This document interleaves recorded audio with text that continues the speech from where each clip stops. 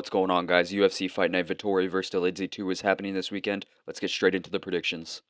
Unessi Dubin versus Carly Judas. I'm going to go with the underdog Unessi Dubin via first round TKO. I just think she has better power, and her power is very important in this fight because it's women's MMA. And in women's MMA, power can get you a long way because not a lot of them have power. We see a lot of decisions in women's MMA. So to see somebody who is 6-0 with 5 wins by KO, that's pretty impressive, man. She's got a lot of power. She had that really nice overhand right KO on the Contender Series where she put Shannon Clark out cold. It didn't even really look like it landed that hard, but it just landed at the right spot. I think we can see something similar here. Unessi Dubin has fight-changing power, and that's going to be very important in this matchup. Carly Judas, I think she's a little bit more technical. I think she's a better overall fighter, but I don't know, man. I don't really rate Carly Judas that highly. She, all of her wins are against Cans and other promotions, and since coming to the UFC, she lost a split decision to Ernesto Caracayte in the Contender Series, and then got into the UFC and lost a split decision to Gabriela Fernandez. So yeah, she's done nothing but lose since coming to the UFC, and I think Unessi Dubin has potential, man. A lot of power, and I think she's gonna make waves in this UFC debut. And she's a big underdog in this fight. Plus 380 Unessi Dubin as an underdog. That's pretty big. That's a big underdog. But yeah, man, I'm taking bigger underdogs later on the card. So hey, it's not that crazy. Let's move on to the next fight. Josiane Nunes versus Priscilla Cachoeira. I'm gonna go with Josiane Nunes via a unanimous decision. Priscilla Cachoeira, man, she's just on a downhill slope. She's on a two-fight losing streak right now, both by submission. She got armbarred by Miranda Maverick, and then got darce choked by Jasmine Jasudavicius. Jasmine Jasudavicius is pretty good. I rate her pretty highly, and Miranda Maverick is also not a terrible fighter, but bit of a worse look. Before that, she beat Ariana Lipski by first round TKO. Before that, decision with Jun Young Kim. But then before that, she got subbed again by Jillian Robertson. She also got subbed by Valentina Shevchenko. She gets subbed a lot. Yeah, she just gets subbed. I don't know if Nunes is gonna sub her, maybe, but I think she can win a decision here. Priscilla Cachoeira is not the best opposition in the UFC, and I think Josiana Nunes, even though she is like a midget, I think she's like 5'2" or something. I think she can. I think she can. I think she can win here. I think she can get it on the inside, land big shots. Cachoeira has never been KO'd, but I think Nunes can hurt her and do damage, and maybe mix in some takedowns too. Who knows? But yeah, Josiana Nunes by unanimous decision. Let's move on to the next fight. Andre Lima versus Daniel Barres. This is going to be the first lock of the card. Andre Lima, I'm taking him by decision. I just think he's super good. He's super talented. 10-0. I know it has not been a great year for undefeated fighters, but Andre Lima is different, man. Andre Lima is super good. Really good striker and kickboxer, and his grappling is improving, so that's always good. And Daniel Barres, man, he's not bad. Daniel Barres is pretty all right, but I don't know, man. I don't know if I rate him too highly. Coming into the UFC with a 1-1 record, doesn't have as much experience, despite having the 17-6 record. He has a lot more fights than Andre Lima overall. Andre Lima has more UFC experience, and he's just looked better in the UFC against higher level competition. Daniel Barres coming off that win by decision over Victor Altamirano, and before that got triangle choked in the first round by Jaffa Alfilo. So I don't know, man. I think Andre Lima gets this one done. He's super talented, super skilled. His kickboxing, man, even though it looks a little bit stiff sometimes, he's still really good, man. He lands good. I don't know if he gets a KO here. Maybe. Daniel Barres is pretty tough, but yeah, man, I gotta go. I gotta go Andre Lima to get this one done by a decision. Let's move on to the next fight. Josias Musasa versus Carlos Vera. I was gonna go with Carlos Vera as an underdog. I was debating it, but I am gonna have to go with Josias Musasa. He is a super dangerous fighter. 8-0, 7 wins by KO. His last fight was his first decision on the Contender Series, split decision to Artari Tanzalovi. But dude, Artari Tanzalovi was another undefeated fighter going into that. Super talented guy from Georgia, and he beat him. He beat an undefeated Georgian guy. So Marab, you better look out. But yeah, Carlos Vera, I don't know, man. He's a jiu-jitsu guy, and I don't know, man. I don't think he has that much to offer on the feet. I don't know. I just don't rate Carlos Vera that highly. He lost his UFC debut to Rinya Nakamura. I don't really rate Rinya Nakamura after the Muin Gafurov loss. I know Muin Gafurov can be tricky on the feet, but like Rinya Nakamura, man, like I don't know. I just don't rate him that high after that loss. And losing to Rinya Nakamura, that's not the best look after recent performances. So yeah, I don't really rate Carlos Vera that highly. He also lost to Brad Katona in exhibition MMA on the Ultimate Fighter. That was 2 years ago. So yeah, man, I don't know. I think Josias Musasa is prime for a KO. Vera has never been KO'd, but I think Musasa can be the first. Carlos Vera, he's a grappler, so you can't expect him to be the most durable. But yeah, I'm going Josias Musasa, first round TKO. Let's move on to the next fight. DR Nergozai versus Brendison Ribeiro. Dude, Brendison Ribeiro, I think he's gonna get fucking smoked in this fight. DR Nergozai is a fucking animal. He is dangerous. He has a lot of finishes, and I think he puts him out in the first round. Brendison Ribeiro, we have seen him get put out before. We've seen him get put out a few times. He has 3 KO losses, and dude, DR Nergozai, I think he's gonna add a fourth one to that KO loss record. And man, Nergozai, he looked great on the Contender Series against Bortasz Szwajcik. I don't really know how to pronounce his name. It's a Polish name. I'm bad with Polish names, but yeah, head kicked him, ground and pound, and dude, he looked good on the Contender Series. He looks dangerous, man. He just looks like a brute. He just looks like somebody that'll walk you down and just sleep you. And dude, Brandon Ribeiro, I think he's primed to get KO'd here. 7 losses, not the best looking record. 3 losses by KO. He's also been submitted a few times. And Diran Nergoza, man, he's from Kazakhstan. These Kazakhs are producing some insane talent. So yeah, I gotta go Diran Nergozai by a first round TKO. Let's move on to the next fight. Sam Hughes versus Stephanie Luciano. I was going back and forth on this fight. I was unsure of who to pick, but I think I'm going to have to go with Sam Hughes as an underdog by unanimous decision. I think she can win round 2 and 3. I just rate her pressure, man. She just never gives up, constantly moving forward. Her pressure can be a big problem for a lot of people. She's coming off that split decision win over Victoria Dudikova. Before that, lost to Yasmin Uregui, which I don't rate too highly, but it's not a terrible loss. But yeah, Sam Hughes, man. I just like her pressure, man. She just moves. She just moves forward, and she doesn't stop. And I think that can be a big problem for Stephanie Luciano. She's a lot more technical. She's more of a, she's more of a technician. She's the more technical fighter of the two. But Sam Hughes, I don't know. I just think her willingness to push forward is gonna get her the win here. Like pressure gets you a long way in this sport. Look at guys like Marab. He's a champion, and his entire game, his entire fight style, is just pressuring and not backing down and not giving up. So I think Sam Hughes, I'm not saying she's Marab level, but she does have really good cardio. She does have a relentlessness to move forward. She will not give up. And I think she's going to be able to out pressure I think she's going to be able to out pressure Stephanie Luciano and get a decision win here. I think she wins around 2 and 3. And yeah, I think Stephanie Luciano is going to suffer a defeat here. Let's move on to the next fight. Waldo Cortez Acosta versus Ryan Spann. I'm taking Ryan Spann as a lock and as a dog. Is the lock part stupid? Maybe. It might not be the smartest thing to lock Ryan Spann, but I'm confident he wins this fight. I think Ryan Spann really does win this fight. Waldo Cortez Acosta, he's a bit of a blob. I know he doesn't fight like as much of a blob, but he still has the blob build. Ryan Spann, man, he's way more athletic. He's way faster. He's more dangerous. And on the ground, a better submission game. He's just more talented. He's a much more talented, more athletic, more gifted fighter. We know in Waldo's last fight, he was able to fraud check Robeles Despain and just lay on him. But I don't know, man. Ryan Spann is way better off of his back, better grappler than Robeles Despain. So I just don't think Cortez is going to be able to safely just take him down and just hold him there. I think he has a big chance of getting submitted if he just lays on him like that. And dude, Ryan Spann on the feet, he's going to be faster, longer, way more dangerous. I just think he can, like, if he picks his shots and doesn't become mentally retarded. I know that's a lot to ask from Ryan Spann because he's a bit of a retard, but Waldo Cortez Acosta, man, he's there to be hit. He has a weakness to leg kicks. Marcos Rogerio de Lima was able to expose that, and I think Ryan Spann can make use of that.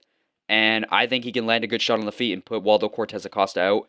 I know he's had cardio issues at light heavyweight, but maybe not having to cut as much weight is gonna benefit him. Now he's at heavyweight. Hopefully he's like a proper heavyweight. Hopefully he's not just Jones maxing and getting like a beer belly up at heavyweight. Hopefully he's like actually like an in shape good heavyweight. Because if he is, then this is an easy lock. Like he's just gonna be too athletic for Waldo Cortez Acosta.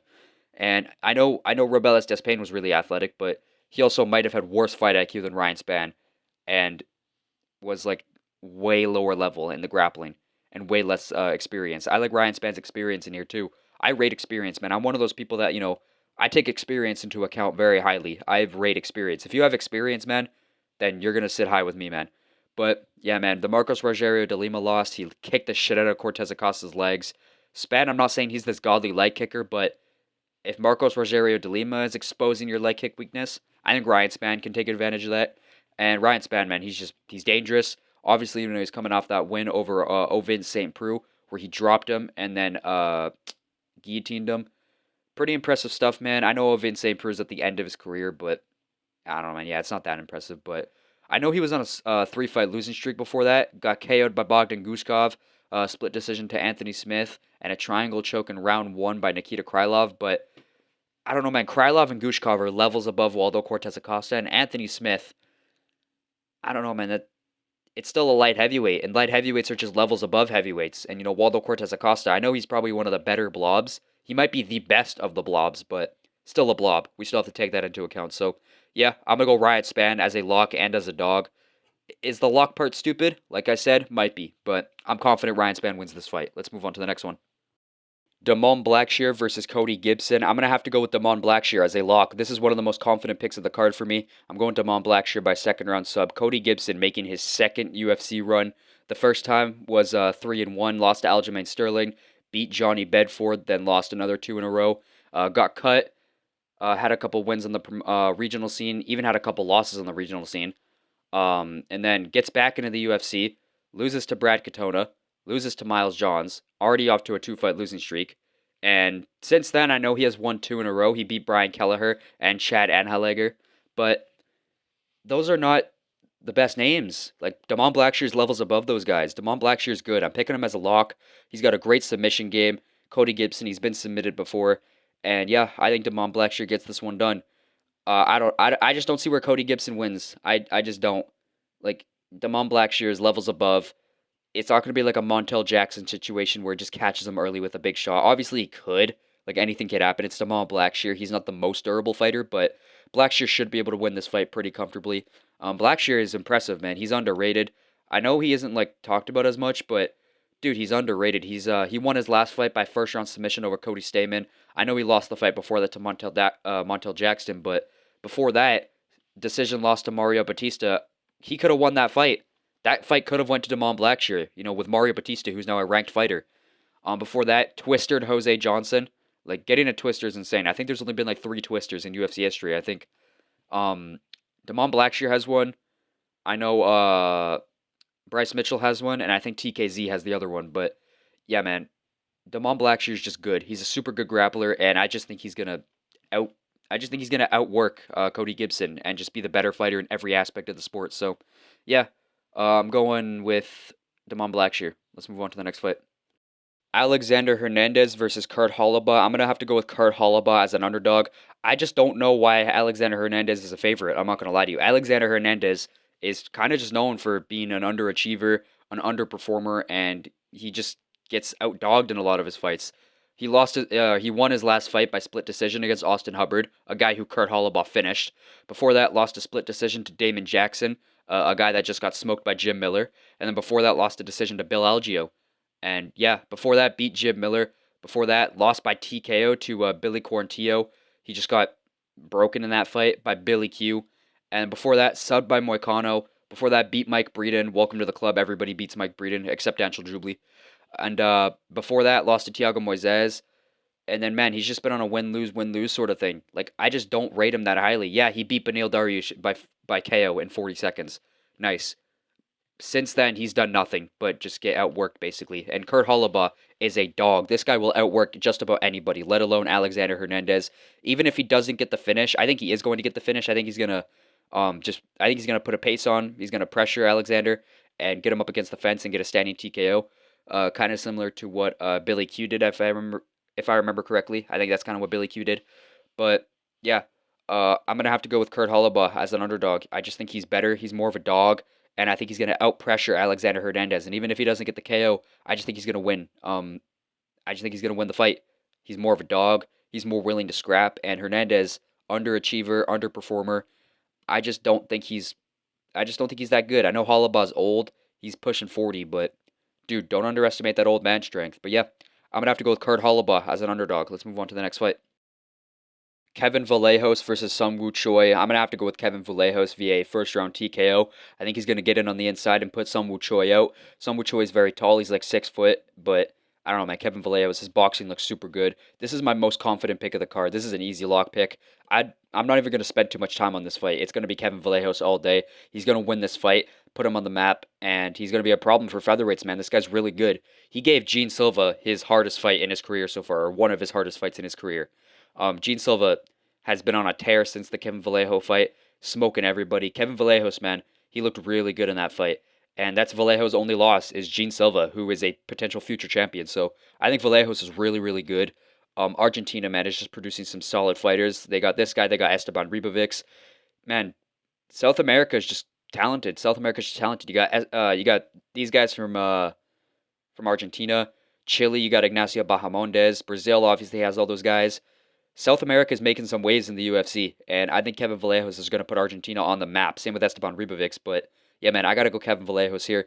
He's a lock of the card, lock of the year, lock of the decade. Kevin Vallejos by first round TKO. Let's move on to the next fight. Elizeu Zaleski dos Santos versus Chidi Ejikwani. This is an interesting fight. I was going back and forth on it, debating on who to pick. I know Chidi Ejikwani has been looking good ever since moving down to welterweight, but Zaleski dos Santos is by far the best fighter he's fought here so far. I'd say he's probably in the top 25, 30 of welterweight, and I think he beats Chidi Ejikwani. I'm going to have to go with Zaleski, and yeah, I don't know. Chidi Ejikwani's all right, but up at middleweight, man, I can't ignore how he was just getting bullied up there. KO'd by Gregory Rodriguez, lost a split decision to Albert Duraev, and then got smoked in the first round by Mikhail Oleksiejczuk. Like, come on, man. You can't be getting smoked in a round by Oleksiejczuk. I know Oleksiejczuk's dangerous, but, like, if you're going to be anything in this sport, you got to beat Oleksiejczuk. Like, even Kevin Holland beat even Kevin Holland beat Mikhail Oleksiejczuk by first round sub. So, like, I don't know, man. Like, you never catch Zaleski losing to Oleksiejczuk. But yeah, Zaleski, man, I think he gets this one done. He's more impressive in my opinion. He had a really close fight with Randy Brown at UFC 302, I believe. And dude, that was just a sick performance. I rate Randy Brown pretty high. He's pretty good. I thought Randy Brown beat Brian Battle. So I mean, Randy Brown's obviously pretty good, and Zaleski went life and death with him. He had a very close fight, and I think he wins this one. Chidi Njokuani, he's big, but Zaleski's going to be fast, man. He's going to be blitzing in and out, landing good shots. He's going to be looking flashy, and I think he beats Chidi Njokuani. I wouldn't be surprised if he KO'd Chidi, but I'm going to go with safe route. I'm going to say decision. But don't be surprised if Zaleski goes out there and just starches Chidi Njokuani in the first round. I also really like the draw to Rinat Fakhretdinov. He was really putting a pace on Rinat in that third round, and that was impressive to me, man. Even though I don't think Rinat is amazing, he has quite a few interesting losses on his resume. I thought he lost to Carlos Leal very clearly.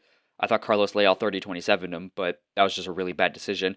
And I thought Nicholas Dalby could have beaten him. So, yeah, man, Rinat Fakhretdinov, couple robberies on his resume, in my opinion, and Zaleski took him to a draw. But still, Rinat Fakhretdinov's solid. So yeah, that's impressive to me. And yeah, I'm gonna go Elizeu Zaleski dos Santos to win this fight by decision over Chidi Njokuani. Let's move on to the main event next. Main event time: Marvin Vettori versus Roman Dolidze 2, the rematch. I'm going with Marvin Vettori once again. I think he's gonna win the rematch again. He won the first fight. Some people were saying it was a robbery, but I thought Vettori probably did enough to get the win. And I think Vettori gets it done here again. I think a 5 round fight heavily favors Vettori. I think his cardio is a lot better than Dolidze. I think he's more conditioned, throws a lot more output. Dolidze, we've seen him in one 5 round fight against Nasruddin Imavov, and he did not look that great in those later rounds. I know Imavov is the best middleweight, one of the best middleweights in the world right now. Definitely top three, I'd say. Him, Dricus, and Hamza, definitely the three best middleweights in the world. But yeah, man, I just don't like how he looked in those fourth and fifth rounds. And Marvin Vettori, like, I don't know, I just think he's going to be able to put a pace in the later rounds, and Dolidze is just going to get outworked and outvolumed and just out cardioed because Marvin Vettori has that conditioning. I know he's on a long layoff, but dude, he's young still. Like, that long layoff is not going to affect him as much. He's only 31. I don't think the layoff is going to be that detrimental. Apparently he's coming back with a shoulder injury that's not fully healed, which does scare me, but I don't know, man. He's super durable. I don't see Dolidze KOing him. Dolidze does have power, but Marvin Vettori should be able to survive. He's solid, man, and I think Marvin Vettori gets this one done. Dolidze's 36. He has less potential in his career. Marvin Vettori's younger with more experience and more fights, which is just, I like that. I like when a fighter's younger, but they have more fights. You know, guys like Song Yadong. That's why I picked him easily against Henry Cejudo, just because, you know, he's younger, but he has more experience. So, you know, he's just going to pick up on things better. And yeah, I think Marvin Vettori gets this one done. I think Marvin Vettori can make a little bit of a run on the comeback. You know, I think Marvin Vettori still beats a lot of guys in the rankings, and I think Roman Dolidze is one of those guys that he can still beat. 5 rounds heavily favors Vettori. He's been in like five-round fights. I know he has lost a couple of those 5 rounders, but not all of them. Not all of them. If we look here, 5 round fight against Jared Cannonier, he lost. 5 round fight against Paulo Costa, he won. 5 round fight against Adesanya, he lost. 5 round fight against Kevin Holland, he won. And a 5 round fight against Jack Hermansson, he won. So 3 out of the five round fights that he's been in, he's won. So, you know, that favors him. and I just think he's gonna win. I think he's better than Roman Dolidze, better cardio, better output. A 5 round fight heavily favors him. The first fight was a 3 rounder, and I know Dolidze had his moments, but Vettori was still able to outland him 106 to 71. So man, Vettori, I just like Vettori's output, and I think he can output a guy like Roman Dolidze. And I think Dolidze's going to be trying to get the KO, but he's not going to get it because I don't think Marvin Vettori is going to get KO'd anytime soon. So yeah, I'm going Marvin Vettori as my main event pick. But yeah, hopefully you guys enjoyed this video. If you did, leave a comment down below. Tell me what you think. Tell me what you think about the card and who you guys are picking, and I'll catch you guys in the next one. Peace.